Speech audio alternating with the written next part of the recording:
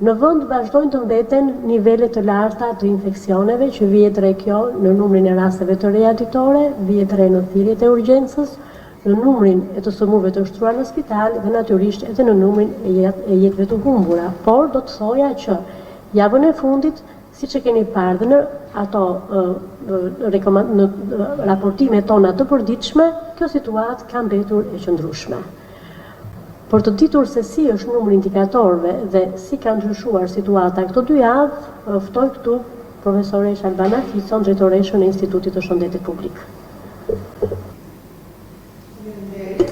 Atëherë, situata epidemiologjike 2 javëve të fundit ka pësuar ndryshime të ndjeshme. Sipas treguesve kryesor, ose siç ne I quajmë indikatorëve, ajo paraqitet si më poshtë.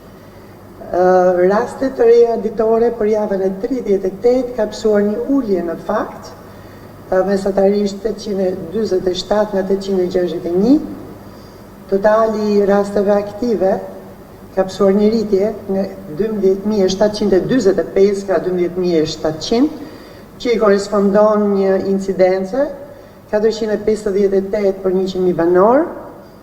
Numri totali bashkive të prekura është 51, edhe kjo shifër ka pësuar një rritje. Përqindja e rasteve të konfirmuara sipas ZIMIS mbetet femra 52% dhe meshkuj 48%.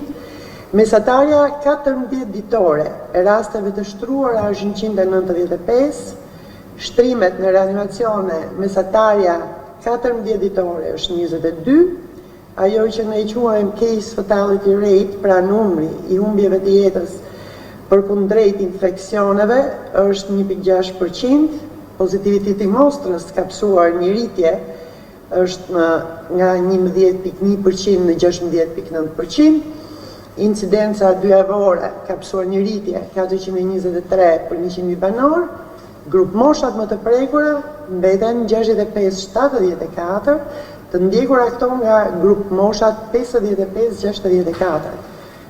Pa diskutim, përpos të gjithë përpjekjeve të bëra në raport me testimin,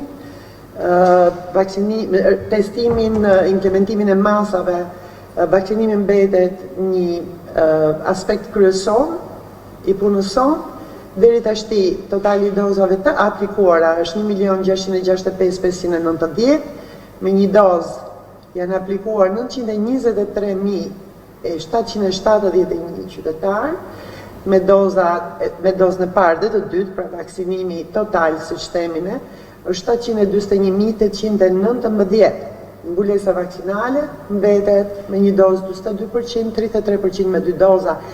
Sot ne kemi një seri, kemi sjell për paraqitje dhe një seri grafike shumë të rëndësishëm që e bëjnë shumë të lehtë për të kuptuar ku qëndrojmë me çështjen e vaksinimit. Kemi rrethët të cilat kanë shkuar përpara me vaksinimin, siç mund të jetë Gjirokastra me 73%, Delvina 71%, Përmeti 63%, duke zbritur jemi Tepelen 61%, Puka 59%, Kolonja e kështu me radhë. Gjithsesi e rëndësishme është të theksohet se po vijojnë vaksinimet në qendrat masive të vaksinimit, në qendrat shëndetësore, dhe mbi të gjitha ne akoma vijojmë të jemi në muajin e hapur të vaksinimit masiv.